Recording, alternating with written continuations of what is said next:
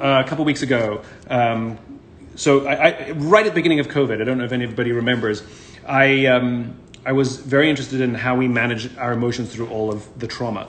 Called a friend of mine in the military, said, how do you compartmentalize your emotions when you go to combat? And he said, you can't compartmentalize your emotions. You can for a short period of time, but you can't actually ignore the fact that you have emotions. He says, if you suffer trauma, you're gonna have to deal with it.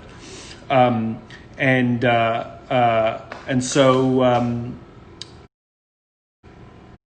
I kept in my mind that it was going to happen at some point. I mean, for some people, the trauma hit them immediately. For some people, they went into like go mode and they hadn't dealt with it. And I talked to so many people who were like, nah, man, amazingly, this COVID thing hasn't affected me. I'm golden. And I knew that it was coming. My friend even told me that very often, 4 or 5 months later, when he gets back from combat, that's when he starts to deal with the trauma. Anyway, I was doing pretty well during most of COVID, and then all of a sudden, a few weeks ago, I felt not myself. I was more than just a little bit tired. I mean, we all know when we're fatigued or tired that we're off our game. So I called the same friend. And I asked him a very simple question. I asked him, what do you do? What are your symptoms is what I asked him. I was like, can you just tell me your symptoms when you realize that you're going through something? He said his sleep pattern gets completely screwed up. He starts to go to bed really late for no reason, doesn't want to wake up in the morning. I'm like, yeah, check. He says he becomes antisocial, doesn't want to talk to anybody. I'm like, check. He says he'll have a really unproductive day and rationalize it. Be like, that's okay, I needed a rest. And then he'll have another one, and another one, and another one. And I was like, check. And I realized I was in it, and I was dealing with the trauma of COVID. So I called, one of the people I called was Andrea Garfield from the Awesome Institute, who was in that video that I posted on YouTube. And I called her up and I thought, why not record it in case something she says is valuable to me, but could also be valuable to everybody else. It's worth sharing. So I hit record. And the first thing Andrea asked me is, how do you feel? And you talked about all kinds of things. You can go watch the video on YouTube. I talked about all kinds of things. And she pointed out to me that I was describing behaviors. I never put any words to the feelings. So to deal with our feelings, we have to be able to say what they are, label them. And I didn't want to use the word depressed, because the fear that that's a clinical diagnosis or something. But I realized I was depressed. So that was a huge thing I learned, which is you have to be able to label the feelings. The other thing I learned was you can have multiple feelings at the same time. You could be excited and sad at the same time. I can be depressed but optimistic at the same time. Because my fear was that if I label, if I say that I'm this, I can't be that. Anyway, I have to say that the counsel she gave me, the advice she gave me, was absolutely invaluable, which is why I'm trying to get her on here to share with everybody how magical she is and how we deal. Hold on, here she is. I'm going to send a request. How do I do this? Go live. Did that work? There we go. I sent her a request. She showed up. Hopefully this will work. Anyway, so Andrea and I talked, and there she is. I was just telling everybody the story. And the counsel you gave me, I can say you instead of she. The counsel you gave me was incredible and helpful, and I'm so grateful because I think you helped me deal with the way I was feeling and deal with the trauma that I was suffering that everybody is going through. And I've had so much positive feedback from that video that those two things you taught me, that I have to label the feelings and that I can have multiple feelings at the same time, even if they're opposite, were huge. Thank you. You're welcome. I'm glad you're doing the work. How did you learn all this? Like, how did you learn like this whole labeling your feelings thing? Because I had never heard that before. Yeah, I'd love to say that I'm just really good at it and I know these things, but I learned the hard way. I think I was actually particularly bad at it. And actually it was through coaches. I used to have a coach and she'd say, how are you feeling? And I'd be like, fine, tired, whatever. She's like, yeah, those are not feelings. Sorry, try again. So I started using, the little emotions guide that we use in your class. And and learning to speak the language of emotions, just like learning any other language. We have to practice, we have to learn new words, we have to learn what they mean, have to learn how to use them. And then what's trickiest with emotions is we have to be able to figure out how we're feeling and put words on them. And it's hard to put words on a feeling. We're not used to doing that in this kind of way. But you know, it's just like a lot of things. The more we practice, the easier it gets. It's just it's not magic. Well, I can't tell you that like I think I would have been in it for a lot longer if I hadn't reached out for help from people. And I keep telling that to everybody, which is, if you're off your game, ask for help. If something's not right, ask for help. Like, none of us is smart enough or strong enough to figure out all of our own problems ourselves. And here you are, an expert at helping people manage their emotions, and yet you also ask for help from other people. Yeah, totally. I met with my coach yesterday. I love that. So what I would like to do, if you're open to this, I know that this is kind of spontaneous, but do you mind taking some questions from the viewing audience? Yeah, no problem. Let's see. So Andrea is sort of helps people manage their emotions. Let's see what we've got here. Thank you. I feel much better. Thank you, Ibrahim. Anybody have any questions to ask Andrea? Anything you're dealing with while you're doing this? It would be awesome if we could make a public image with the label, the emotion guide. So one of the things we asked Andrea to do is, would she teach a class for us on how to understand and deal with emotions? What's the name of the class? Managing your emotions in high stress times. Managing your emotions in high stress times. So, so that is the guide that Andrea uses. So on our website, you can go sign up for Andrea's class on how to manage emotions in high stress times. Any other questions? Who do you have out there? What are you feeling? How are you dealing with COVID or anything that's going on right now? There's a lot of stuff happening in the world.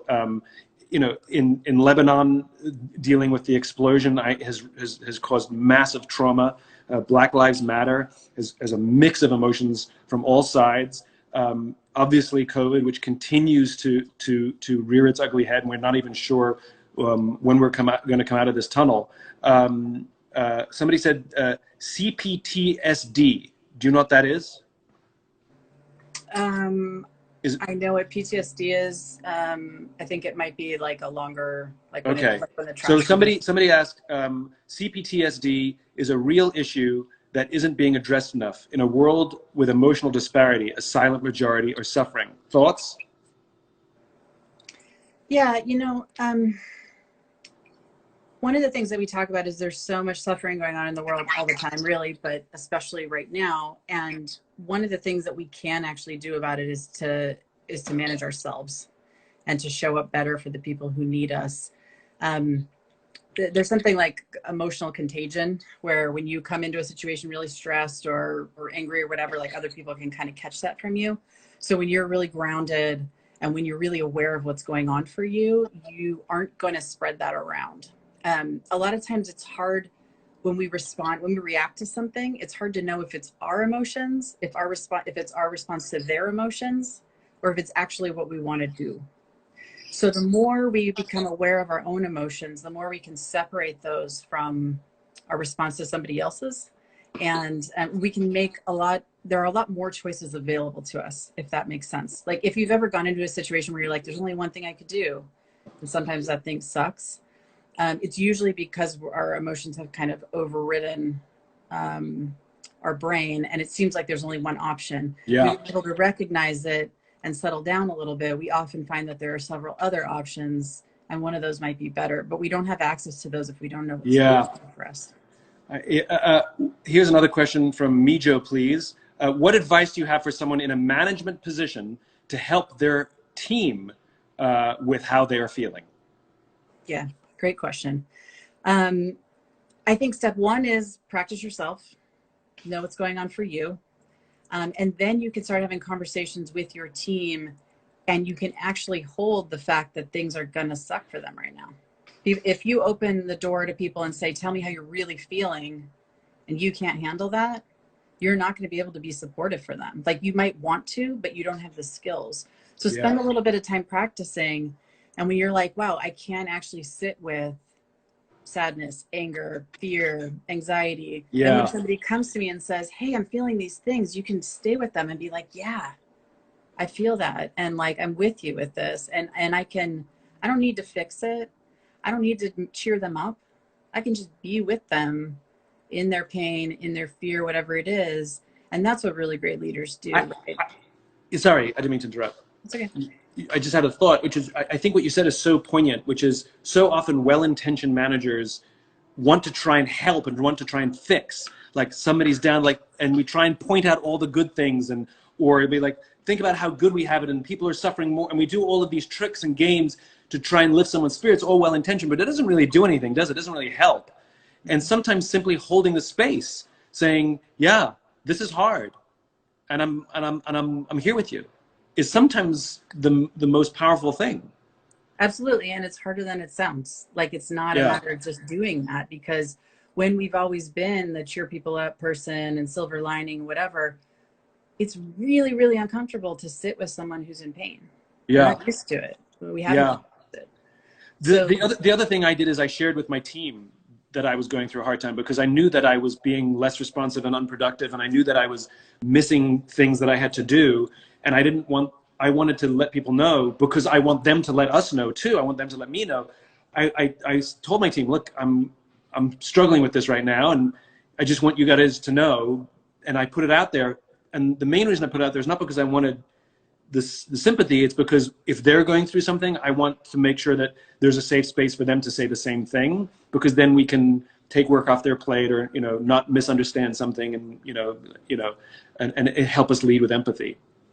yeah, totally. And I think this is actually a feature of really high performing teams, is when each person can recognize how they're feeling and disclose it to the group. Um, it increases everybody else's empathy, compassion, willingness to help out. If I show up to a meeting and I'm just like snapping at everyone and I'm in a bad mood, or I'm just like, I'm frustrated and annoyed, everybody's like, wow, like what's her problem? And how dare she stomp all over my idea and Yeah. blah, blah, blah. If I come in and say, and this happened to me this morning, my daughter is finally back in her very small daycare. We're in a pod with everybody. She had a complete meltdown this morning. Totally lost it for no reason. She's usually fine. And I was late. It took me an extra 15 minutes. She was upset. It took all my mom energy out of me. And I come racing back home, and I slide into my 9 o'clock meeting, and I'm like, if I pretended like I was fine and I was weird, everybody would read so much into it. And if Yeah. everybody in the whole meeting is doing that, Yeah. imagine what I did do is I said, hey, I just had a big issue at drop off. I'm out of sorts. I'm not myself. I'm going to do some centering, and I'm going to be here with you. And if Yeah. I'm weird, it's me, it's not you. And then everybody was able to be supportive and encouraging, and like, it didn't create 10 more problems, right? That's That's great. normally what happens. So that leads perfectly into this question from Peyton Robinson. Does morning routine help people control their emotions? Yeah, I think it absolutely can. My hesitation is at the word control, Right. because I don't think we can Let's use the control word them. manage. Let's use the word manage. Yeah, and I think what we really mean by manage is be able to work with them. So I think step one is know how you're feeling. If you're reasonably rested, if you, which is a big one for all the leaders that we work with, nobody gets enough sleep. If you can get enough sleep, if you've got a pretty steady morning routine, you're able to be in touch with your body, you're able to be in touch with your emotions a little more, and have the self-awareness to say, hey, my kid threw me off this morning, or I'm exhausted today and I'm stressed today and I feel it and I recognize the fear and the anxiety or whatever, versus not having any awareness of that. If you jump out of bed and run around, chugging coffee and Just then it's slide like into a meeting. checking in with yourself. Yeah, yeah. So whatever you do, if it's meditation, if it's a walk, if it's a few minutes by yourself, if it's checking in with a friend who cares about you, like anything that helps you, I Yeah. think it all helps. Here's one that I think is very important for now. Somebody asks, Tindali asks, what do you do when you feel lonely? What do I do when I feel Well, I lonely? mean, what does one do? Okay, what does one do? So in the class, we have a session running tomorrow at noon Pacific, by the way, and another one in a couple weeks. We actually go through the whole process of how to work with an emotion. So what do you do? How do you feel it? How do you name it? Like, what does working with your emotions even mean? We have a very simple process that helps people. So sometimes what we often try to do with things like loneliness that aren't comfortable is we try to make them go away. So you could say, well, I just need to like get in touch with a friend, or I need to like be reconnected. But sometimes what we actually need to do is just experience the feeling of loneliness and not resist it and not fight it off and not chase it away. And not make ourselves feel bad for being lonely, right? Right, right. There's so much self-blame and I shouldn't feel this way and what's wrong with me. This was one of the big things you did with me that was very, very important, which is I tried to push those feelings, some of those feelings down because I felt that I couldn't or shouldn't, or that it was somehow, you know, going to be destructive if I feel this way, like it'll going to have ripple effects. And basically what you told me to do, one of the pieces of advice you gave me, was to sit in it, like accept it. And once I accepted it, it was only in that moment that I was actually better able to have some clarity and be okay with being lonely, or be okay with being depressed, which was I can't tell you how grateful I am for that still. I'm getting lots and lots and lots of comments about feeling overwhelmed. You know, and I think especially for people who still have their kids at home, competing interests, work, home, you know, the madness of life. Can you share some? How do we manage overwhelm? Yeah. So sometimes overwhelm can mean I'm feeling way too many things at the same time, and so I can't even tell what I'm feeling. And sometimes it means the intensity of what I'm feeling is more than I can bear. Probably means some other things too that I'm not thinking of. But if we think about those two examples, starting to recognize emotions as you begin to learn how to name them, and you can find the sheet on our website and a little outline of the whole process actually. Oh, so it is available. Good, yeah. Good. So let me clarify. So it's on. If you want sorry, I should let you finish the answer before I give away the resources. But I've started now. I've interrupted now. Might as well just finish it. I will label this emotion. I'm sorry. No, that's a behavior. How is that? Anyway, guilt.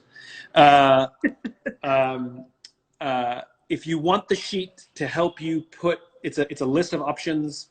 If you want Andrea's sheet that has all the emotions on it, you can download it for free. Go to our website, simonsinek.com.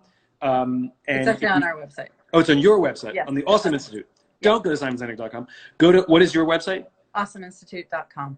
awesomeinstitute.com, and somewhere on that website there'll be an easy to download sheet with all the emotions, if that'll help. awesomeinstitute.com, list of emotions. I apologize. Overwhelmed. No worries. So when you start learning how to name emotions like we did in the video, you'll start to learn to name one. And then often we realize we're feeling a lot of things at the same time. And sometimes that actually reduces the feeling of overwhelm just by saying, okay, actually, I'm sad. I'm anxious. I'm afraid of what's going to happen. I'm worried about my income, like all of these different things. And like, yeah, like these things are really hard. We're not making it all go away, but by saying these are the things that I'm feeling and it's okay to feel that way. I'm a normal human. We talk a lot about that in the class, that like we are working as designed right now. You are not broken. This is how humans have stayed alive all this time. Like we joke about that, like humans are not very good at surviving except by being together. And I mean, we're kind of like easy to eat and things like that. So by staying together, we managed to stay alive. And so anyways. And our emotions help us do that. I mean, emotions are here for our survival. Exactly. So when we see something that seems scary, we're not like, is it scary? Is it not scary? We like run from the thing that might be the tiger. That's how we stay alive. We don't hang around. So our emotions are telling us that we're in danger.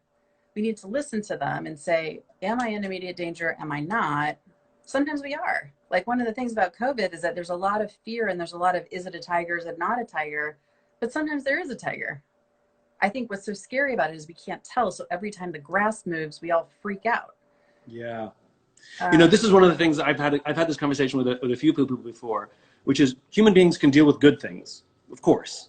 We can actually deal with bad things too. Like we can come together, we can figure out a plan, But uncertainty is the thing that screws with us more than anything. Like, we understand that information can change, but uncertainty, all different information coming at us all the time. And the reality, and I keep telling people this, one group of people think the sky is falling. One group of people think it's nothing wrong at all. And the reality is nobody knows anything. Like, it's not even a year old. Like, we're learning, and all we can do is get more and more information and slowly educate ourselves. And sometimes the information is changing. We understand that it's all new, but the reality is nobody knows. And it's the uncertainty, I think, that is so difficult. And what's so important in an organization especially is to call that out, is to say, hey guys, listen, we really don't know, but the one thing that we do know is let's take in as much information as we can. We'll adapt our policies as we go, as we gain information. We understand that we might step here, but then we need to step there. But we're going to get through this together. One thing we do know is we have to come together because we can get through this together, because that's the best way to manage the uncertainty. But I'm pushing a lot of leaders of teams to offer people some sense that there's a path, even if we don't know, because there's so much noise in the world right now that I think is creating even more stress. Yeah, and uncertainty is a skill as well, managing uncertainty. And I haven't even told you this, but I am cooking up a new class on leading through uncertainty. Ooh. Very cool. Because it's hard. It's really hard. It kind of goes against the way that we're wired. And just like emotions, it's another skill that we can build, learning to tolerate it, learning to be in it, and sitting with it. It's just like an uncomfortable emotion, right? Yeah. It's when we try to avoid it. We try to convince ourselves that it's certain and everything's going to be okay. We can feel okay for a minute, but it doesn't really last. Yeah. I'm getting a lot of questions also, how to stay positive. I'm sure you get that a lot. Yeah. How do I stay positive? So research has shown that most emotions only last for about 90 seconds. And we can spend weeks, months, years avoiding feeling that. And so what we encourage you to do in the class, and we're going to take you through the process, is how do I sit with that feeling until it's gone? And we usually feel like we're going to fall into the abyss of loneliness and it's never going to end and we're going to die 20 years from now lonelier than we've ever been. But really, it usually passes within a couple of minutes. So, and it might come back and you can deal with it again. But what we're going to teach you to do is how do you let it pass, and then you'll be okay. If we force artificial positivity, that doesn't actually help. We're still going to be like holding the sadness or the loneliness or whatever at bay and be like this fake pretend happy. And nobody believes that. Your team doesn't believe that. Your family doesn't believe that. You don't even really believe that usually. Instead, like, what if you sat with the, what if you sat with the feeling for a minute, and maybe you'll feel more positive again after. Usually that's what happens. Usually there's a sense of relief, and usually there's a sense of, oh, okay, now I can actually genuinely be happy and positive, or not.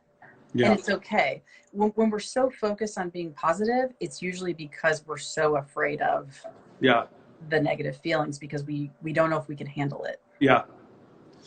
Fantastic stuff. Anyway, I wanted to share a little bit of Andrea because she's magic, and she was instrumental in helping me. I'm feeling good now, and in large part to the counsel I got from Andrea. If you're interested in checking out her class, it's called, what was it called again? Managing Your Emotions in High Stress Times. Managing your emotions during high stress times. How to manage your emotions during high stress times. Go to simonsinek.com, click on our live class, and check out Andrea's class. It's pretty good stuff. It's actually very good stuff we want to talk about. So Andrea, thank you for giving a little bit of your time to share a little bit of your wisdom. And I hope people check you out and learn more about your stuff. Thanks. Thank you for everything you've done for me too. Thank you. See you soon. Thanks everyone for tuning in. And I'll do another one of these again soon because, hey, they're fun. Take care of yourself, everyone, and take care of each other.